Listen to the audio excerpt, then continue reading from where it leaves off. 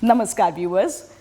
Rourkela has been abuzz with the flattering news of the son of our steel city being conferred with the prestigious Padma Shri Award 2022 in the field of medicine. Today, the man himself is here with us to share his joy with the people he grew up with. I welcome Professor Dr. Prokar Dasgupta, Padma Shri Awardee 2022 in the field of medicine and Chairman, King's College, Vatikoti Institute of Robotic Surgery. To begin with, let me thank you on behalf of Rourkela Steel Television for giving us your valuable time for this small tete-a-tete that we have arranged for you. My first question would be, how does it feel to come back to Rourkela after so many years? I was last here in 2007. As you know, it's been a long time. Yes. We were brought together for our 25th anniversary at the time by none other than a famous son of Rourkela, Anupam Gupta. Oh, yes.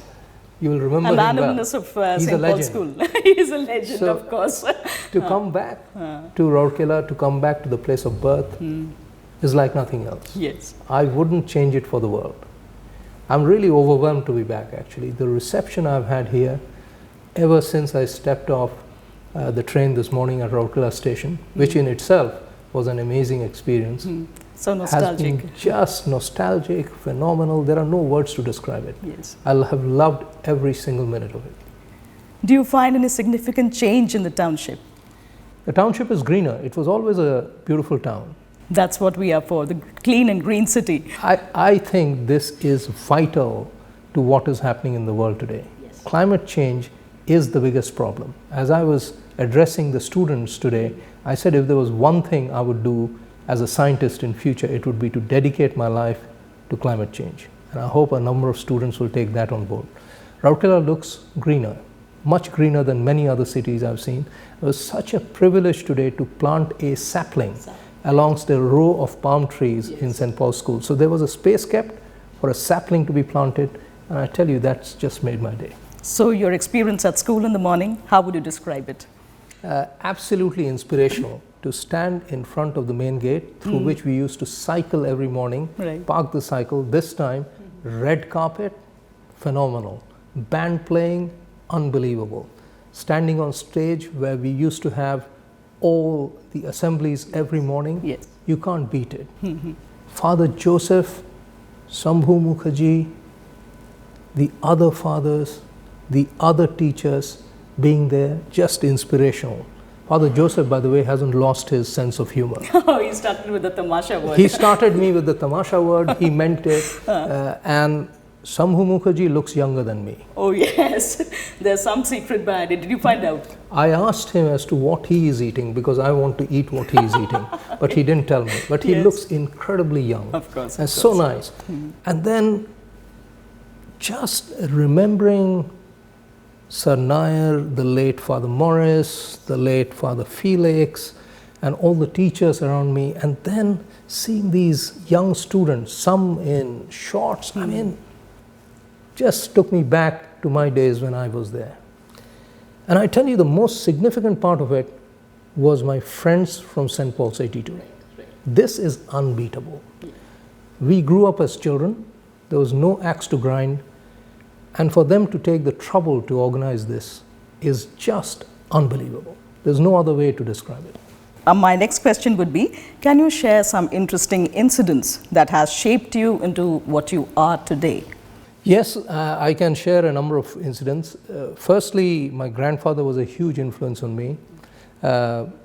He was a doctor, but he was also very clever with his hands. So he would create these beautiful art forms and help me with the crafts part of schoolwork. So for example, at one point we were asked to create Yosemite National Park, and he taught me how to put the fountain by saying, look, water always will reach its level. So if you put a small tank of water there and pass the water through a tiny little cork with a little needle, then it will push itself like a fountain. Okay. So that was my grandfather, and I was very, very inspired by him, and he's the main reason I became a doctor when I could have become something else. Yes. I think what Rourkela showed us was solidarity. As children, we were intensely loyal to each other. Sir Nair, of course, was an inspiration. A legend A legend. I mean, the discipline he brought was, I mean, we were scared of him. Yes. You know, we used to stand there, show me your nails. Nails. If he didn't Hair. like your nails or your hair, you'd be sent packing. Right. I mean, I guess the children today have a different level of discipline. You cannot spank the children these days. I suspect people don't. But in our days, it was accepted. And the reason I'm saying it is I think it made us incredibly strong. It made us good and honorable human beings. I think these things, these values. Children are missing out on Yeah. whatever we learned, the way we learned, I Correct. should say. But one of the mistakes I think we make is we always say old is gold. I say to the next generation, they should be better than we were. So I don't want them to feel that the education they are receiving is inferior. If that is the case, then we are failing them. The education the students of this generation are receiving should be better than what we received. And I think that's the challenge we have to solve. I wanted to ask you right at the beginning, how did you feel when you were there at Rashtrapati Bhavan receiving the award from the Honorable President of India? So far, the best day of my life. I was with two incredibly loyal people. Pankaj Chandak, the student who nominated me. Okay. In fact, he was my student 20 years ago and wrote the first paper with me.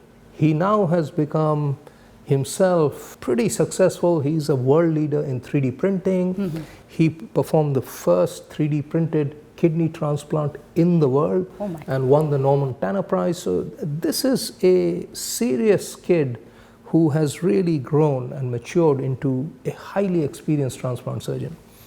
And these days, everyone often thinks about themselves, and for him to nominate me is just phenomenal. I mean, people don't do this. And if you're not nominated, you People may be, won't know, huh? you may be as good as you think, but Yes. if you haven't been nominated, the committee never sees your application. So there's no hope in hell of getting it. Right. And the second person, only two were allowed, was Sanjay Bhattacharya. He's flown in, or Bhatta. Bhatta had flown in all the way from Muscat to be there. And in fact, he said, if there is a place, I want it. So I couldn't say no. Okay. So standing on the steps of Rashtrapati Bhavan, being photographed with these people, red carpet, it's an incredible place. I mean, this reminds you of the Palace of Versailles. It's probably bigger than the Palace of Versailles. And being in Darbar Hall for the ceremony, where we had the rehearsal in the morning, it's very well coordinated, I can tell you. So what you see as the final product is not an accident. It is very, very well coordinated. You go through rehearsals in the morning, and at 5 o'clock in the afternoon, this happens. The cameras are all around. There was restricted access due to COVID. There would be a lot more people on the front, where the Prime Minister and the Home Minister, the First Lady and the Vice President. So you couldn't be in better company. But most importantly, I was in the company of these incredible men and women who had received the Padma with me. So it is an even more humbling experience. Dr. Lata Desai, who has given her entire life to serving the poor, was sitting there. It's just phenomenal. Victor Banerjee was on the other end. Ghore Baire, one of my favorite movies. To be in his presence was just incredible. And then meeting the president. Yes. What an incredible individual. I mean, you feel in the presence of greatness, as you do with Prime Minister Modi. So overall, electrifying, just one of the best experiences of my life. I couldn't replicate it with anything else. So all other awards and this award, how would you define? This is clearly, till date, the most distinguished, and it's the most difficult. To be recognized by your home country, that is a whole lot easily of difference. the most difficult thing to do. You know that. Yes. Because it has taken the longest. For example, last year I got the King James, the 4th professorship of the Royal College of Surgeons of Edinburgh. King James is a historical figure, and he used to be a dentist. He used to, would you believe it, pay his patients to take their teeth out. So the curious history. Okay. But it is an endowment from the Queen herself, because you're allowed to use the King James IV name. I'm giving the oration in the Royal Institution on the 24th of May. This is a public lecture to 500 people. Congratulations for that. But, you know, followed before that the St. Peter's Medal from my own organization, then the Fellowship of King's College, which is our highest award. But this is very, very special. This is extremely special because it's from my country of birth. So I'm very grateful that I've received it. Now, every invention has a source. Yes. The idea generates from some event or experience. So what was the source behind this Dasgupta technique? This is a great question because this is research going back to 1994. So I'll say it to you as a story because it becomes more interesting and accessible to the general public. Yes. So in 1994, I was working in the most famous urological hospital in the UK, if not the world. It was called the 3 Ps, Peter, Pauls and Phillips. And I was a resident medical officer in the St. Peter's Hospital, which was at the Middlesex Hospital site, bang in the middle of London. Middlesex Hospital is no more. And from there, I went to meet Professor Claire Fowler, an absolute legend in her field. She's a uroneurologist. She coined that term, built a department, the first in the world. And she had got some money, a significant grant from the Medical Research Council in the United Kingdom, and she was looking for someone to take on that position. So I interviewed someone today, mentioned that my handwriting is quite nice. Yes. So in those days there was no internet as such, so or it had just arrived. So I wrote on a slip of paper in my hand, Professor Fowler, I would welcome the opportunity to meet you for a few minutes. So when I went in, she looked at this and said, beautiful handwriting. So I knew that I had a good chance of getting the job. Okay. And I got in under stiff competition. Medical Research Council grants are only 5% in the whole grant schema of things. So these are very, very prestigious grants. And it completely changed my attitude to science. So we were looking at why some bladders become overactive. So the bladder sits here, it's like a bag, and 95% of this time it stores urine. You have it, I have it. Men have a prostate below the bladder, women don't have a prostate. But the bladder stores urine so that when we get the right signal from the brain to the bladder, we can pee. That's what we do. If that signal is interrupted in some way, the bladder becomes overactive and starts making signals at the wrong time. So the connection between the brain and the bladder goes awry. So we then thought there must be some change in the bladder as a result. So we took tiny little biopsies from the bladder by putting a little telescope. So we all have a peeing pipe. So you can pee, you can also look up the pipe. Tiny little biopsies, and we realized that there was a particular kind of nerve fiber in the bladder called C fiber, which had been described a number of years ago in cats by a famous man called Chet de Groot in Pittsburgh. So we realized that these same nerves were there in the human bladder as well. Great discovery. And we realized that these nerves were very sensitive to a solution of chili peppers. It didn't mean I was grinding chilies with a mortar and pestle. No. Okay. There was no mortar and pestle chilies. No, I'm not that cruel. All right. So this was semi-synthetic capsaicin.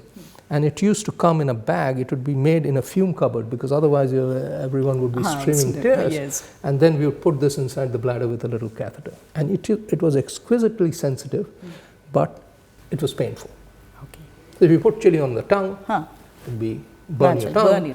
If you put it off the bladder, clearly, even if you give local anesthesia, it would be painful to the bladder. So we then realized that we needed some other method of stopping these C fibers other than chilies. We came across a cactus called euphorbium, which had a toxin called resiniferous toxin, which was highly, highly toxic to these nerves, many times more potent than chilies, but then it just used to stick to the plastic of the containers it was given in. So the whole trial failed, a multi-million industry just faded away. And then botulinum toxin came, and we realized that if we injected it into the bladder wall to target these nerves, it would calm down all these nerves. The nerves have these little lock and key mechanisms, except there are different locks. Yep. But Botox is the single key which opens all the locks. Okay. You know? So I wouldn't say this in the World Congress of Thieves, because they would know that one lock would open every possible key. So we would never say that. But that's what it does, and it calms the bladder down. You have to repeat the injection, say every 9 to 12 months, and you can keep repeating this. We now have data on patients we have injected 20 years ago, and it keeps working without any damage to the bladder. So we then did all the licensing studies. It got a license. It is now approved by various organizations in UK, US, even in India. And as overactive bladder affects over 200 million people worldwide, it's clearly impacted on the lives of millions of people. So interesting. The Dasgupta technique was not named by me. If you actually look at the paper in the British Journal of Urology International in 2006, the authors are Sahai, a few others, and then Fowler. So Arun Sahai was my PhD student at the time. And again, students. So he rings me up and say, Prof, we are about to submit this paper to the British Journal of Urology International. I've sent it to you, emailed it to you. I'd like you to read it because we want you as a co-author. So I said, I read it. He had named it for the first time, and then I said, look, Arun, let me sleep over it. So I rang him the next morning and I said, it's very kind of you, but I do not want to be part of a paper which names something after me. I find this incredibly uncomfortable. Please don't name me on the paper. But he had submitted it without my name on it. So I never named it after myself. It's not my style. I just want to help people. So it was your student. So again, a student who does this, and then it's got into textbooks like Smith's textbook of endourology, etc. The rest is history. So it's easily my most significant contribution to science. But what I wanted to say is it's steeped in basic science, fundamental research in the lab, which then translates into benefit for humans. So that's what happened. Okay. Now coming to the youngsters of today. Yes. We see a significant change in the behavior, the attitude. They are not able to cope up with the stress. They easily get into depression and probably aimless in life. What is your take on it? I hope not. I hope not. I really wish them well. I wish them well. Look, the youngsters of today have so many things that we didn't have. You didn't have? We didn't have. For example, they have the power of the internet. They can use it to their own benefit. It's made the world a lot smaller. I think technology for good is phenomenal. Artificial intelligence has been around for a while, but now we have the gigabytes, the energy, the computing power, and the memory to make that exponential leap. Now, we are just at the tip of the iceberg, but these things didn't exist or were not talked about when we were learning. So I think the youngsters of today should feel that things are better today than they were in my days. I do not want to send the wrong message to them. They are in a better place, and that's the way it should be. What they need, I feel, is resilience. And the training of a surgeon is so privileged, the long hours, the fact that we are serving patients, the fact that we are holding a knife and a patient has trusted their life to us gives you an incredible amount of discipline and resilience to face the world. And I think that's what the people today must have.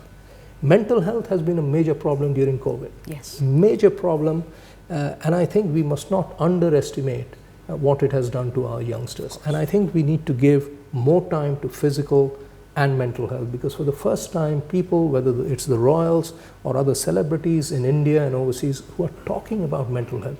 In our times, no one we did not even know. People say pagal hai. I mean, that's the worst thing you can say. Today, I think this is a good thing. The fact that mental health is coming out in sports, in medicine, in other walks of life. And I think this is something we need to give special attention to.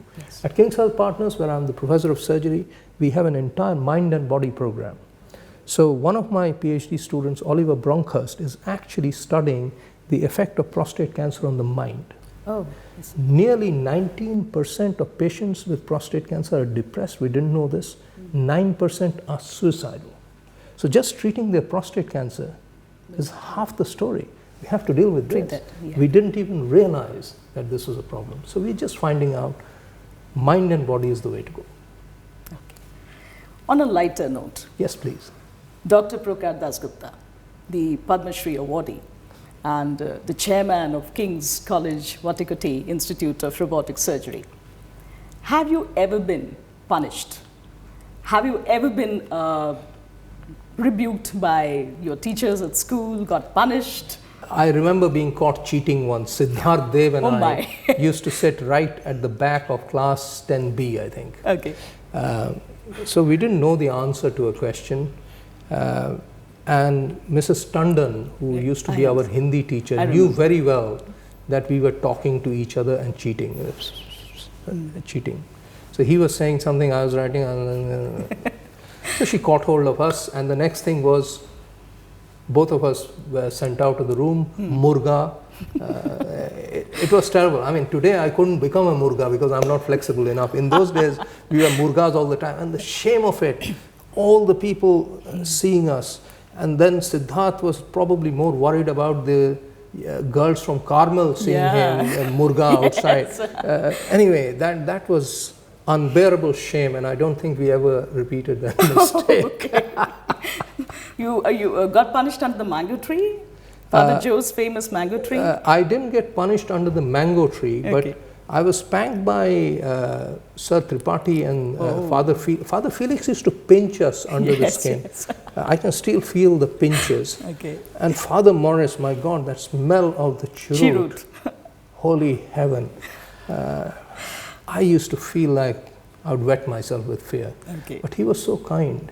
You know, we connected with Father Morris because we realized that he had taken the sea route back. And although an Irishman, he was living in the Midlands in a missionary place. And unfortunately, one of my biggest regrets in life is he was unwell and we couldn't see him alive. He passed away, and it's something I'll regret forever. So I wanted to see him one last time, but it didn't happen because he was too unwell. So hats off, Father Morris, for setting up what has given us the real structure and wisdom in life in the form of St. Paul's.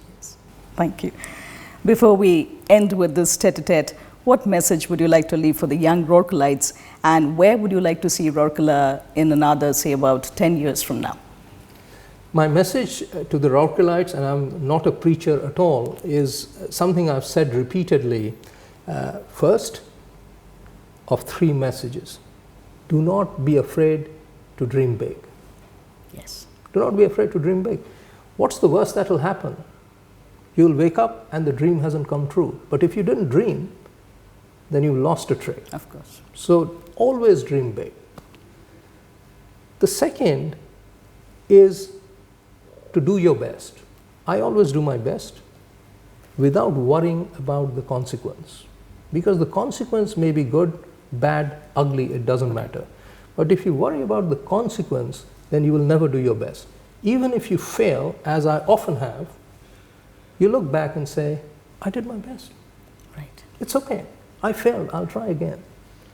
The third is to realize that we are not an island. We are part of a team. Today, I have met hundreds, if not thousands of people.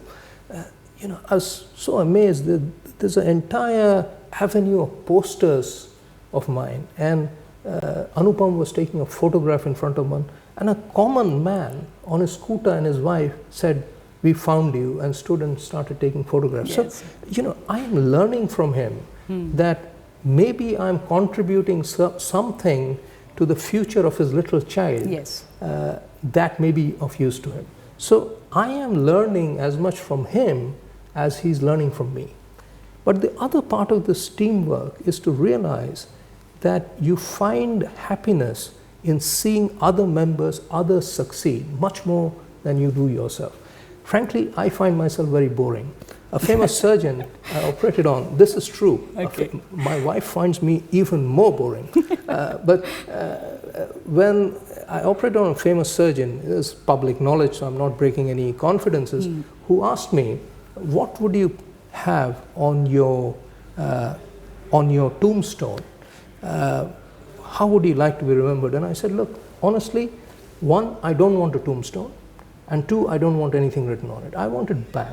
I want to be unsung, I want to remain under the radar, and I want others to do well. So those are my 3 principles.